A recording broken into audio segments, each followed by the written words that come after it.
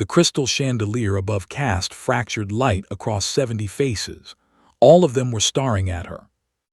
Victoria stood in the center of the marble foyer, her hands trembling at her sides. Her uniform, the simple navy dress she'd ironed that morning, felt like a costume now. A costume for someone who no longer belonged. "Please," she whispered, "please just let me explain." "Explain." The voice cut through the murmurs like a blade. Alexander Hartwell stepped forward, his tuxedo immaculate, his expression carved from stone. Behind him, his dinner guests shifted uncomfortably. Diplomats, CEOs, people whose names appeared in headlines. "You've done enough explaining." His words were quiet, controlled, lethal. Victoria's throat closed. She could feel the tears building, hot and humiliating, and she hated herself for it. Not here, not in front of all these people. But they came anyway. A single tear slipped down her cheek. Alexander saw it, his jaw tightened. Then he laughed. It wasn't loud. It didn't need to be. It was the kind of laugh that said, "You're not even worth my anger." "Look at this," he said, gesturing toward her like she was evidence in a trial. "Tears, after what you've done." Victoria's knees buckled, but she didn't fall. She wouldn't give him that. Somewhere in the crowd, a small voice called out, "Daddy, stop." But the words were lost in the static of whispers, in the symphony of judgment, in the suffocating weight of a truth no one wanted to hear. Not yet. 3 months earlier, Victoria had been with the Hartwell family for 2 years. She arrived at the Connecticut estate on a Tuesday morning in September, her second-hand suitcase held together with duct tape, her references printed on cheap paper. Alexander Hartwell had barely looked at her during the interview. His assistant, a sharp-eyed woman named Diane, had done all the talking. "Mr. Hartwell travels frequently," Diane had explained. "His son Oliver is 7 years old, bright child, sensitive. His mother passed when he was 3. Mr. Hartwell prefers structure, routine, someone who won't overstep." Victoria had nodded. She understood what overstep meant. It meant do your job, stay invisible, don't ask questions. For 2 years, she'd done exactly that. She woke at 6, prepared Oliver's breakfast, walked him through his morning routine, brushing teeth, combing hair, checking that his homework was packed. She drove him to his private academy, picked him up, supervised his piano practice, his tutoring sessions, his carefully scheduled playdates with children whose last names appeared on buildings. Alexander was a ghost in his own home. He left before sunrise, returned after Oliver's bedtime. On the rare evenings he was present, he'd sit in his study with the door closed, the blue glow of his laptop seeping under the frame. But Oliver was the reason Victoria stayed. He was a small, serious boy with his father's dark hair and his mother's soft brown eyes. He rarely smiled. He spoke in careful, complete sentences, as if every word had been rehearsed. When other children ran and shouted on the playground, Oliver sat on the bench with a book. Victoria had seen that loneliness before. She'd lived it. So she stayed late when she wasn't asked to. She read to Oliver before bed, not the assigned books on Diane's list, but the stories Victoria had loved as a child. Where the wild things are, the Velveteen Rabbit, stories about being seen, being real. Slowly Oliver began to speak more, to laugh more. One evening in late November, he'd looked up from his dinner and said, "Victoria, you're my best friend." Her chest had tightened. She'd smiled and ruffled his hair. "You're mine too, Oliver." She hadn't noticed Alexander standing in the doorway. The first crack appeared on a Thursday. Victoria was folding laundry in the staff quarters when Diane appeared in the doorway, her expression unreadable. "Mr. Hartwell would like to see you in his study." Victoria's stomach dropped. In 2 years, she'd been summoned exactly 3 times, once for Oliver's birthday planning, once when he'd fallen off his bike and needed stitches, once when Alexander was considering a new school. Each time, the conversation had lasted less than 5 minutes. She followed Diane down the hallway, her pulse loud in her ears. Alexander's study was all dark wood and leather, the kind of room designed to intimidate. He sat behind his desk, his fingers steepled, his gaze fixed on something Victoria couldn't see. "Sit," he said. She sat. For a long moment, he said nothing. Then he opened a drawer and placed a small black device on the desk between them. A recording device. Victoria stared at it. Her mouth went dry. "I found this," Alexander said quietly, "in Oliver's room, hidden inside his bookshelf." Her heart stopped. "Mr. Hartwell, It's been recording for 3 weeks." His voice was flat, empty. "Every conversation, every bedtime story, every private moment in my son's life." Victoria's hands began to shake. "I didn't. I had it analyzed." He slid a folder across the desk. "The recordings were uploaded to an external server, cloud storage, encrypted." She opened the folder with numb fingers. Inside were screenshots, audio files, transcripts of conversations she'd had with Oliver. Conversations about his father. "Does Daddy ever talk to you about your mom? Why doesn't your dad come to your school plays? Do you think he's sad or just busy?" Her own voice, soft and kind, asking questions that now looked like interrogation. "I was just trying to help him," Victoria whispered. "He's so lonely, and I thought." "You thought you'd gather information about my family." Alexander leaned back in his chair. "About my son's emotional state, my parenting, my personal life, and sell it." "What?" The word came out as a gasp. "No, I would never." "Then explain the server. Explain why these recordings were being stored off-site. Explain why, when we traced the account, it was registered to an anonymous email address that's been in contact with 3 separate tabloid outlets." The room tilted. "I don't know anything about that," Victoria said desperately. "I don't even know how to set up something like that. Mr. Hartwell, please." "I trusted you." His voice dropped to something dangerous. "I let you into my son's life. I let you." He stopped, took a breath. "I need you out of this house by morning." "But Oliver." "Don't," he said sharply. "Don't you dare say his name." Victoria had packed her things that night, her hands shaking so badly she could barely fold her clothes. Oliver had appeared in her doorway just after midnight, his small face pale in the darkness. "Are you leaving?" She'd knelt down, her throat aching. "I have to, sweetheart." "Because of the recorder." Her breath caught. "You knew about it." He nodded slowly. "I found it a few days ago. I didn't know what it was. I thought maybe it was something to help you remember our stories." Tears burned behind her eyes. "Oliver, I didn't put that there, I promise." "I know." His voice was very small.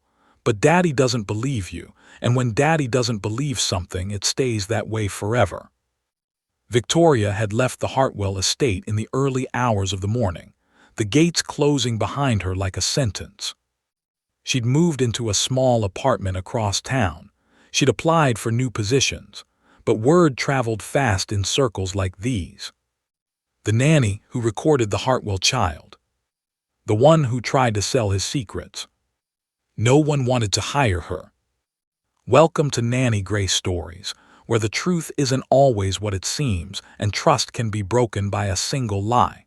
If you've ever been misunderstood, blamed for something you didn't do, or watched someone you love turn away from you, this story is for you.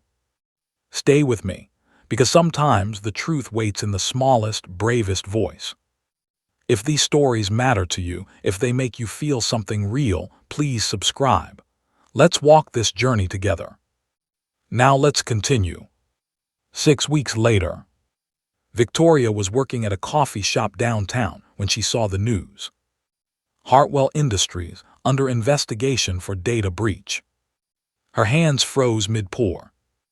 The article was brief. Alexander's company had been targeted by corporate espionage, confidential files stolen.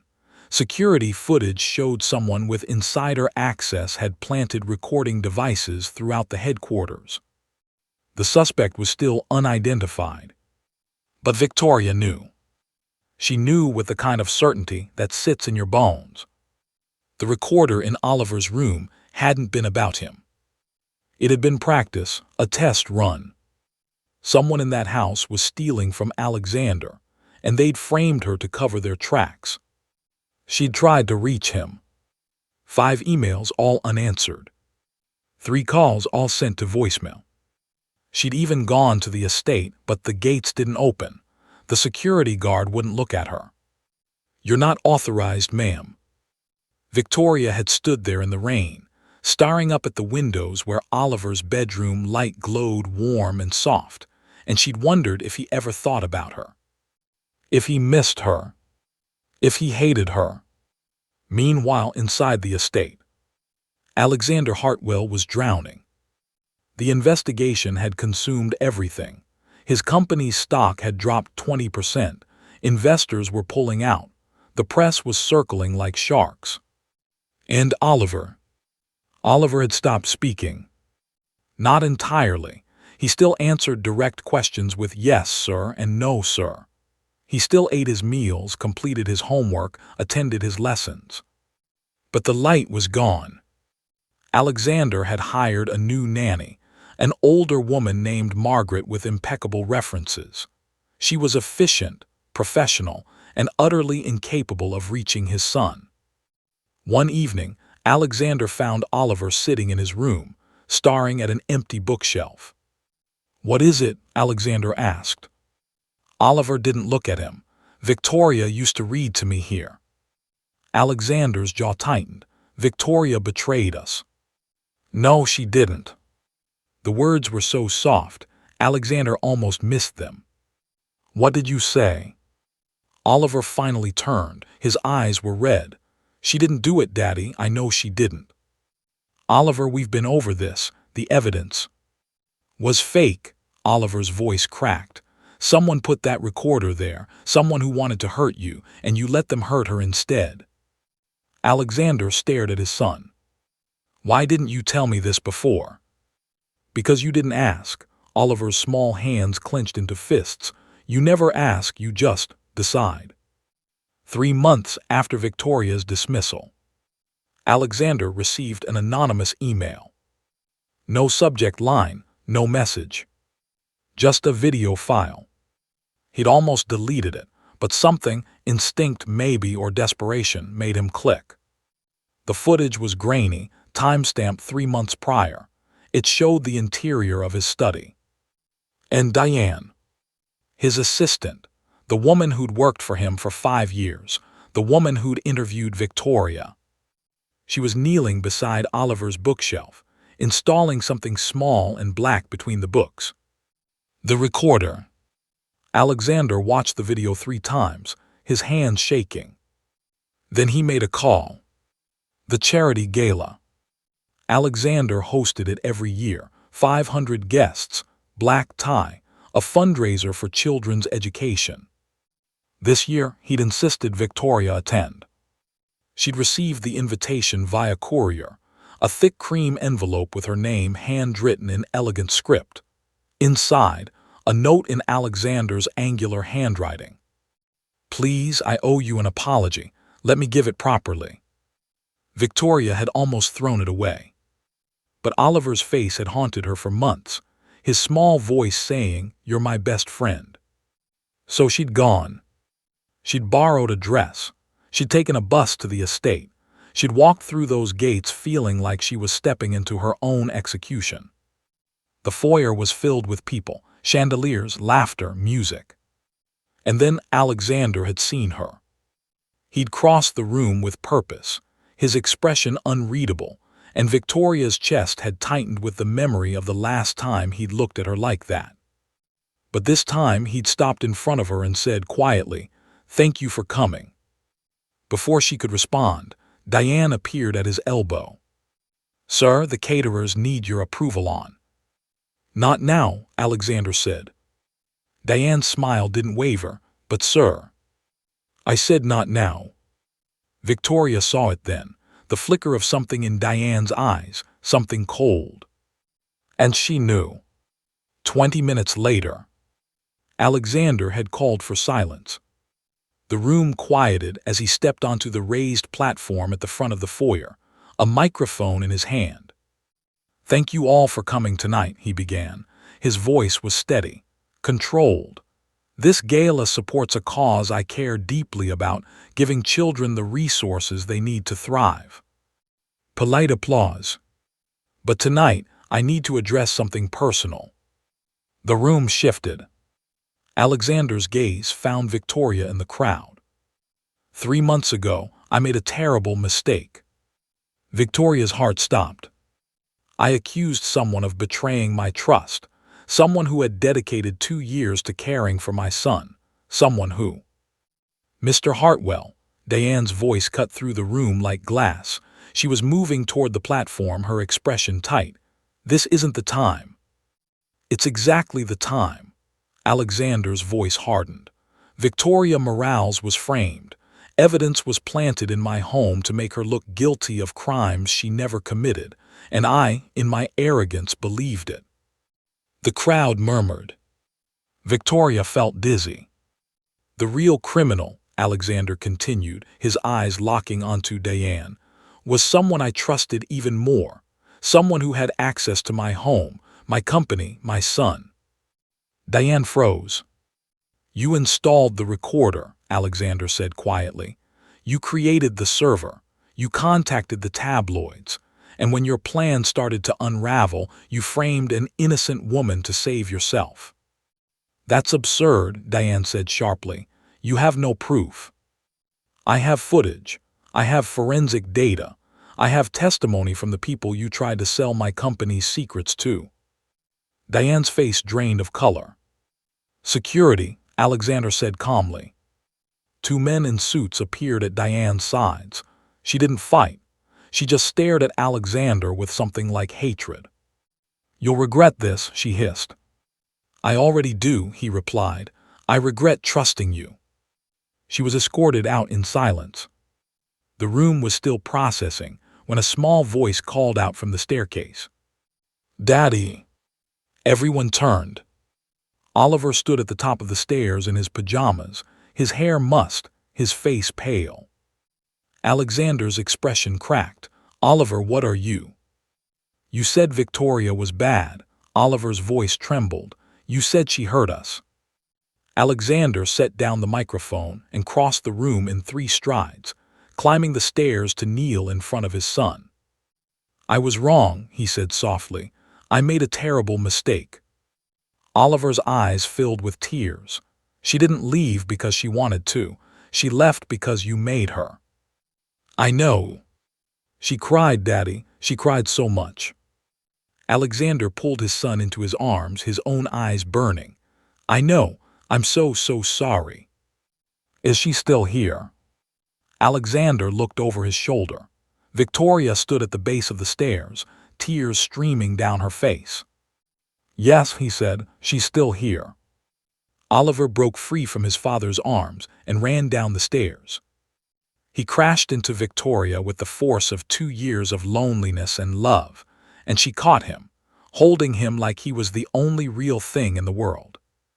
I'm sorry, Oliver sobbed into her shoulder. I should have told him sooner, I should have. SHH, Victoria pressed her cheek to the top of his head. You did nothing wrong, nothing. Alexander descended the stairs slowly, stopping a few feet away. Victoria, he said quietly. She looked up at him, her eyes still wet. I can't undo what I did to you. I can't give you back the months you lost, the pain I caused. He took a breath. But if you'll allow it, I'd like to start making things right. Victoria studied him, this man who'd once looked at her like she was nothing. What does right look like? She asked. You back in Oliver's life, in this home, with every resource I have at your disposal. His voice softened. And my solemn promise that I'll never, ever doubt you again. Victoria returned to the Hartwell estate, on a Sunday morning in spring. Her room had been redecorated, fresh paint, new furniture, a small bookshelf by the window already filled with the stories Oliver loved.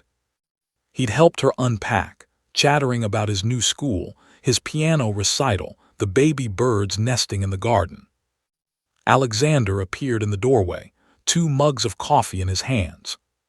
"Thought you might need this," he said, offering her one. She took it, surprised. "Thank you." He lingered for a moment, then said, "I know I don't say it enough, but thank you for coming back, for forgiving us."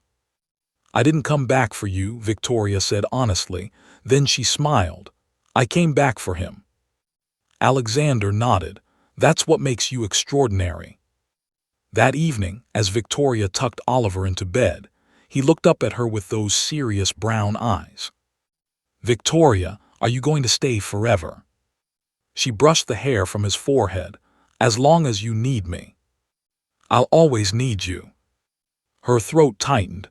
"Then I guess that's my answer." He smiled, really smiled. And as she turned off the light and closed the door, Victoria felt something she hadn't felt in a very long time. Peace. Thank you for staying with me through Victoria's story. Sometimes the truth hides behind locked doors and silenced voices. Sometimes it takes a child's courage to set it free. And sometimes the people who hurt us the most are the ones we trusted without question. But here's what I want you to remember. Trust isn't broken by the lies others tell. It's broken by the truths we refuse to hear. If this story moved you, if it made you think or feel or remember your own moments of injustice, I'd be honored if you'd subscribe to Nanny Grace Stories. Hit that like button. Leave a comment telling me what truth you're holding on to. Because every story here matters. Every voice deserves to be heard. And yours might be the one someone else needs to hear today. Until next time, this is Grace, reminding you that even in the darkest moments, the truth is always waiting. Sometimes it just needs the smallest, bravest voice to set it free.